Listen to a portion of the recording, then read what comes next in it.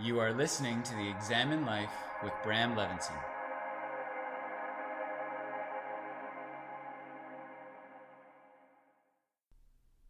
I have had such an interesting couple of days that I wanted to talk to you all about it.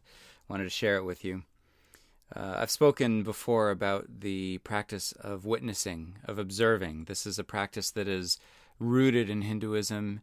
It is deeply rooted in spirituality and is predicated on the notion that the energy in the body that animates this body, the Brahmness, your body, all of our bodies, this energy that animates us into the world and into action, is a witnessing energy. It constantly observes, and ultimately it is here to express itself through these bodies. It has something to express into the world, and that is, I suppose, why we're here. To know ourselves and to express ourselves. And again, as I've said in previous episodes, when I refer to the self, I'm talking capital S. This practice of witnessing and of observing is referenced in so many ways by so many different people who come from so many different backgrounds. And one of my favorite references for witnessing dates back to the play As You Like It. Shakespeare wrote, "All the world's a stage, and all the men and women merely players. They have their exits and their entrances, and one man in his time plays many parts."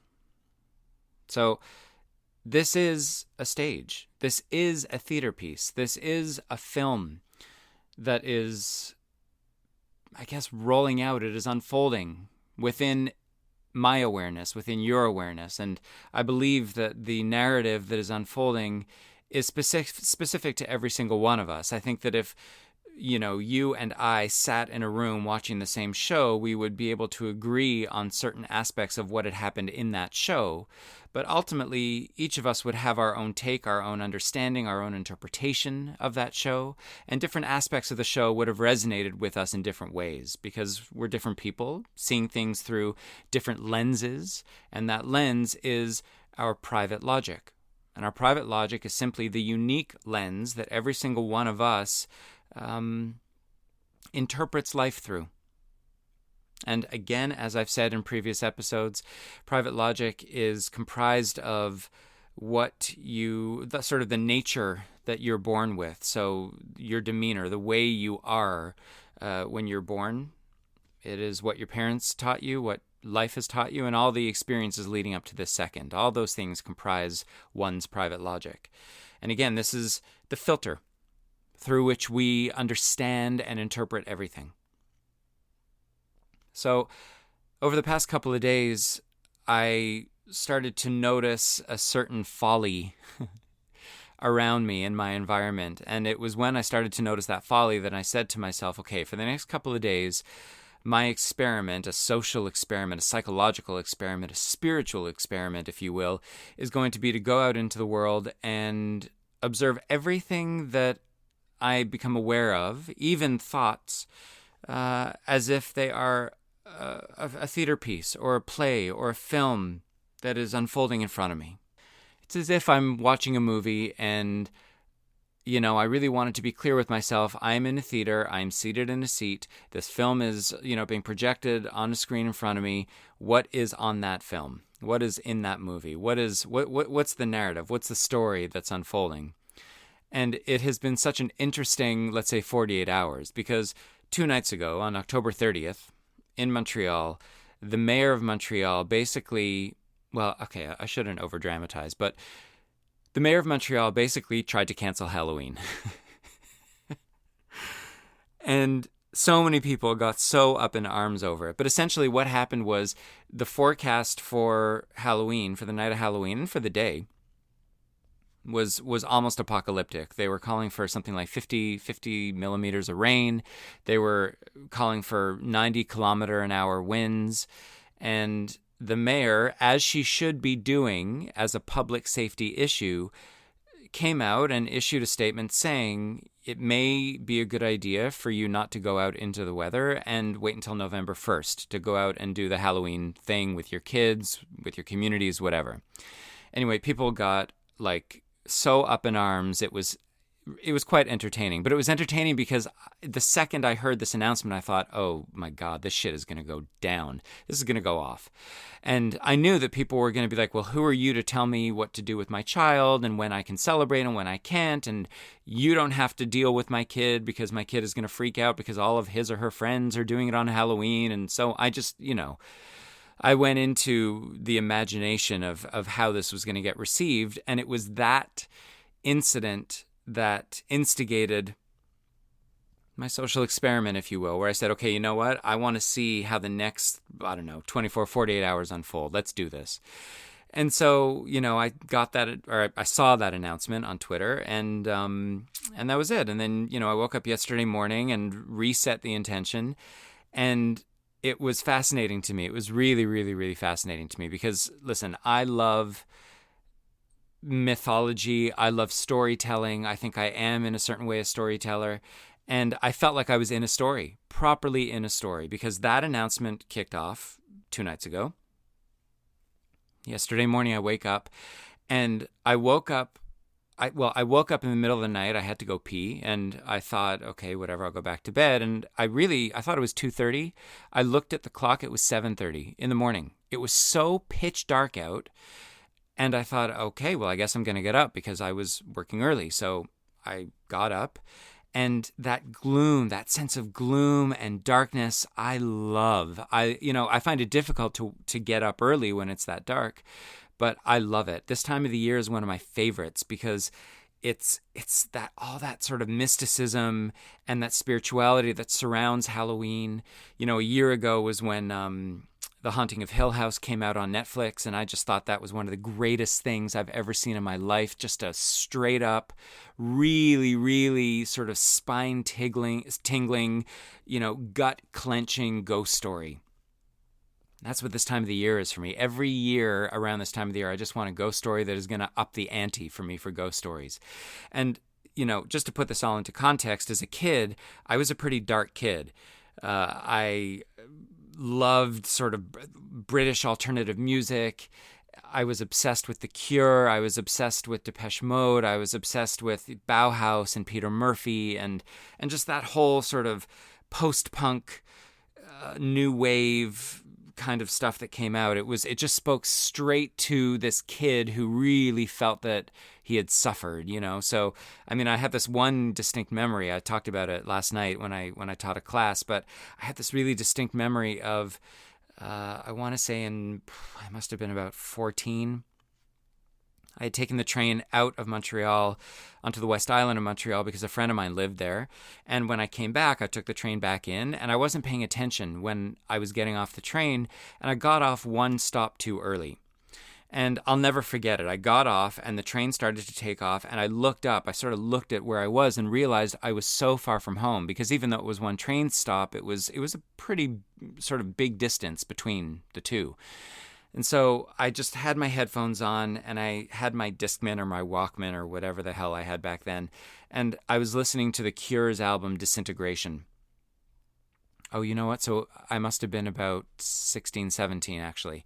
And so I remember that day so vividly. I had no umbrella. I had no sort of hood or rain jacket, but it was raining. It was so dark, late afternoon. I was walking on the train tracks, listening to The Cure's album Disintegration, and I just thought, this is the greatest moment of my life. It's so dark. No one understands me. No one understands, what it's like to be me. I was just wallowing in my adolescence and my teenage angst. It was amazing. It was amazing. And so I still love that music to this day. I'm a much brighter person, but I think I'm a much brighter person because I know what it's like to be in the presence of darkness like that and to be comfortable with that darkness. God, I love it. I still love it. It's like a blanket. It's like a warm blanket that I can wrap around myself.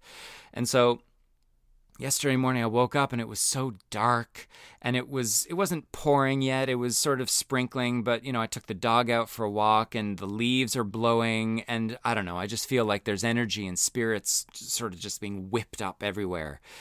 And obviously the backlash to the mayor suggesting that Halloween might be best spent on the night of the 1st instead of the 31st. That backlash had begun. And so again, I'm observing everything. I'm observing this beautiful atmosphere that is going on around us with the weather and the lighting and the branches that are sort of stark up in contrast against the sky, and the leaves are, just disintegrating and blowing around everywhere. And as the day went on, I went to teach class after class and, spoke to people, and everybody had an opinion about this gig with Halloween being canceled.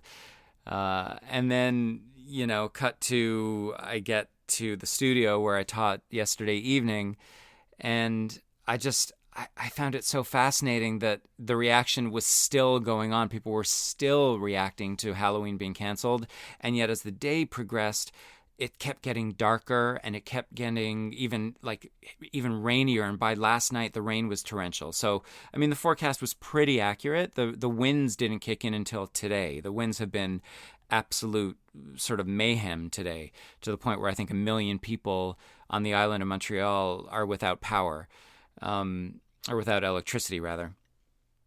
But anyway, last night I taught this class, and just steeped in this atmosphere and this mood and this experiment of simply observing what is going on around me as if it's a film that is playing out in front of me. So it doesn't mean that I'm not affected by the film. It doesn't mean that there aren't moments where I get, emotional, or where I pass judgment, or where I sort of get distracted from the whole story. But I really was seeing it all as if it was in front of me. So I get to the studio, and a student who I haven't seen in years, probably 5 years, shows up.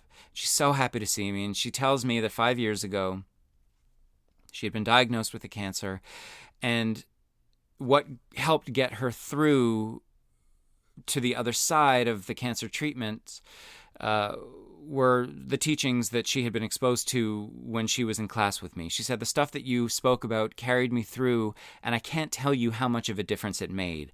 And so, again, I'm observing all of this as if it's a film that is playing out in front of me, and I was so touched by it. It was so beautiful, and it was so unexpected, and it was like the film went in a way that I wasn't expecting. Nice surprise. And of course there was gratitude, and there was, emotion. I was very, very touched by it, and I was happy to see her, and I was happy to see her looking great, and I was happy to know that she had come out the other side of this, and she seemed stronger, and, there was just a lot of muchness in the moment. And people started to pop up at this class that I hadn't seen in a while. My cousin was there, and there was just an energy in that room, and it was a full house. It was a packed room, and I started talking to them about this practice of witnessing, this practice of this is all a movie. It's all a movie that's playing out in front of us, and this movie is going to bring us, into narrative and plot twists that we may not anticipate, but our responsibility, and probably the hardest thing we could ever do, is simply roll with it. Is simply observe it all as it unfolds. Try not to get too involved. Try not to believe that the narrative is us, because it's not. We are the power of observation that observes the narrative. And to just notice what arises. How many times are there moments of concealment where we forget that this is what's happening, and we get completely caught up in the drama, and the drama has affected us on a level where now I've had a bad day, or I'm not happy, that kind of thing. And then when are the moments of grace, when you remember, oh, right, this is just shit that's happening. It's just more things that are happening in the changing landscape. So I was talking to them about that. And I was talking to them about the concept that, by default, our brains expect the movie to go into a dark place. By default, our brains are expecting the narrative to go into bad places, for bad plot twists to happen that are going to make us uncomfortable, that are going to elicit suffering, that are going to make us have to deal with stuff that we don't want to deal with. In truth, most of the things that we know are not going to happen are the things that we're afraid of. And so the brain's defaulting to, expecting the plot twists to go in a bad direction, or in a negative or harmful direction, that fear is for nothing, because very often, most often, the narrative does not go in that direction. And so I was also applying over the past 48 hours the presence of mind to notice when there was an expectation of something that I would rather not have to deal with, and see it very objectively and ask myself, okay, well, yeah, but what if it doesn't go that way? What if it goes another way? What if it goes a way that's amazing? I could have looked at going to the studio last night as, a survival trip, because getting to the studio was crazy. I mean, listen, I took the bus. I didn't drive. I took the bus. I didn't take the metro. And I haven't taken the bus in like 7 or 8 months because, and when I say the bus, I mean public transport, because I have, wheels that I use in spring, summer, and fall. But yesterday the weather was, really, really wet, and I don't like being on my scooter outside when it's that wet because I'll get that wet. So I took the bus. And I mean, again, seen through the role of the observer, observing the play or the film, unfolding before him, that was a shit show. Public transport was a shit show. It was crazy. I mean, I was on a bus. For some reason, these new buses that are more eco-friendly also don't have windows that open. So, I'm on this bus, and of course, it took like 2 major detours that were unannounced because the city of Montreal can't get their shit together and have roads that are just open all the time. See, there's me. That was a moment of concealment. I just got caught up in the drama. But anyway, I took the bus, and it was just, too many people, everybody's reaction to the bus taking an alternate route. And then, some people are dressed up in their Halloween costumes, and some people are coming home from work and they're tired and they're sick and they're coughing. It was so bonkers. And I'm watching it like, wow, this film is so crazy. This is almost like a piece of like Art Nouveau or something that's unraveling in front of me. So, already the plot twist had gone well, but I could have said, if I go down to the studio, it's not going to end well. Maybe I should get myself covered. And instead, I thought, you know what? I think it's going to go super well. And not only did it go really interestingly on the bus anyway, but then I got to the studio, and there were, not that I sort of base how good a class is on the attendance, but there were a lot of people there. There was a lot of attention there, and there were a lot of stories. Within the play or the film that was unraveling in front of me came all these individual elements of people's stories about their suffering and about their healing, and there were familiar faces in the room, and people who showed up last minute who texted me asking, "Are you teaching?" And I said yes, and they said, "Okay, I'm a block away, I'm coming." And so we have to start to expect that the film is not always going to bring us on a negative set of loops in the roller coaster of that narrative. We can potentially notice when our tendency is to expect bad and maybe tweak that and ask ourselves why. Why do we expect bad? What if it goes really well? Why don't I wait to see what's going on? Because we have this tendency of reacting to what hasn't happened. We have a tendency of reacting to what we fear might happen, which is anxiety, right? Anxiety, for the most part, is focusing on what is not. And so the experiment for me was to welcome everything, but to also notice when I went into that expectation and tweak it to turn it around, so that instead of anticipating something specific, I was open to whatever. And it was so cool. And so I spoke to the class last night. I spoke to them about how the second that I heard that the mayor had, canceled Halloween, essentially, all of a sudden this script started to write itself in my brain. And I was telling the class, I'm gonna write the script, and I'm gonna sell it to Netflix. And the script is that the mayor has, think of it like in a Stranger Things kind of way, right? Like, it's gloomy, it's atmospheric, it's this time of the year, the leaves are almost all off the trees, but they're scattered throughout the roads and on the sidewalks, and the roads and sidewalks are wet from the rain that has fallen. And the mayor comes out and cancels Halloween. And immediately, parents are up in arms, children are freaking out. And, this is the night before October 31st, Halloween, and the day of Halloween, ignoring what the mayor has said. Parents, paint their children's faces up and get them into costumes. And the kids go off to school. And at the end of the day, they come back and they're so excited. Their outfits are a little bit fucked up, and their makeup's like, a little bit sort of walk of shame morning after kind of thing. But nonetheless, they're ecstatic, and they've gotten candy and whatever else at school, and they come home and, they want to hurry through dinner and then get their makeup retouched and refix their outfit and go out. They want to go out, and it's raining and their parents aren't sure, and the kids are like, no, this is happening. And they grab their parents and they walk out, and the wind is howling and the ghosts are spinning around, and you see all this cast of characters that are walking down the street, going door to door, and you can see on the lawns in front of people's homes, you can see like the fake gravestones and the zombies trying to sort of climb out of their graves. You see the spider webs, those like dollar store pharmacy spider web shit that people like put everywhere. All that's around. Spiders are everywhere. And then all of a sudden, the rain starts to actually start like just a torrential downfall. It starts to come down, and the wind really, really gets dangerously heavy. And all of a sudden, you see the children's hands. You see a close-up of the child's hand in the parent's hand. And all of a sudden, they're trying to hold on to each other, but the wind is pulling them apart. And all of a sudden, the kids get sort of blown into an alternate universe. And in this universe, all of a sudden they find themselves in this alternate universe. And listen, the story isn't completely formulated in my mind, but I'm working on it. And by the way, I'm saying it now, so that shit is copywritten, so don't steal this.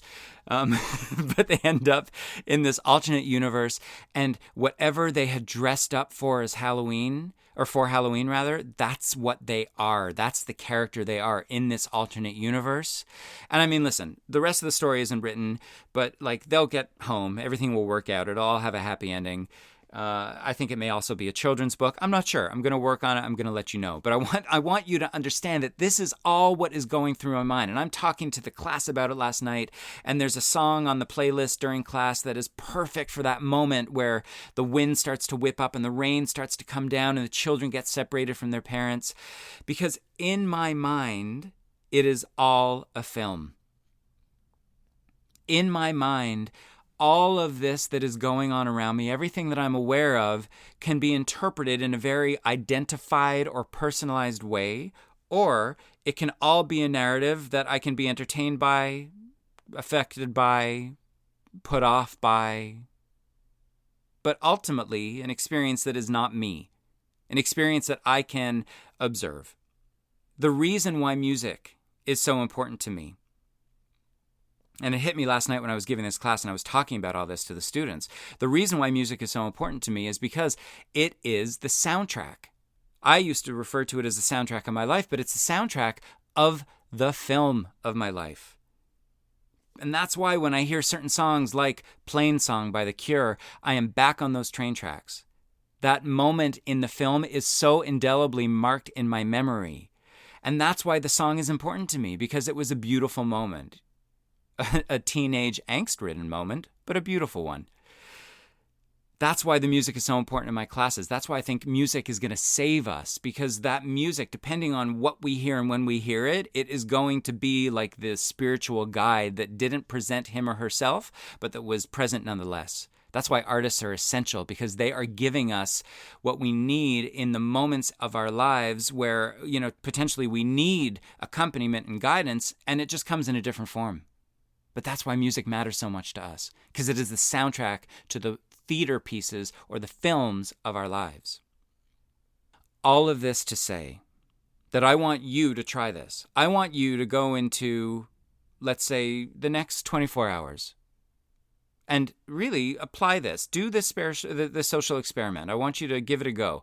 I want you to go into the next 24 hours observing everything that comes up within your awareness as if it's part of a movie that you are witness to.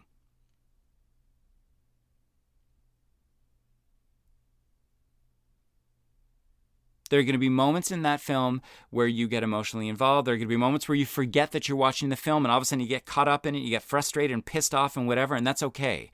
But I want you to, come back to the moments of grace where you remind yourself and go, oh, okay, I'll deal with that later. Let's keep going. I want you to notice what it does, because ultimately the reason why the art of witnessing, the practice of witnessing and observing is so essential is because it reminds us that we are simply managing an experience. We are not that experience, and that experience does not define us. It is simply an experience that is happening around us. There are moments where obviously we participate. It's not like you sit back and you ignore everybody and everybody's going, what the hell's going on with him or her? You participate when you need to participate.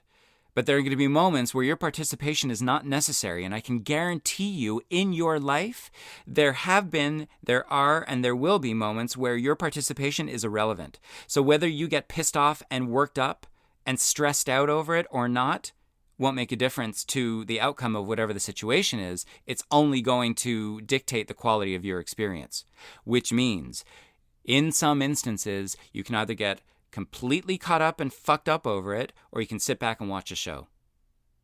For the next 24 hours after you hear these words, I want you to sit back and watch the show. And I want you to let me know how it goes. I want you to let me know what insight or realizations come up for you. Let me know. Think about all of this. Don't touch the idea that I had for the Netflix script, because that shit is mine. And I'll see you later.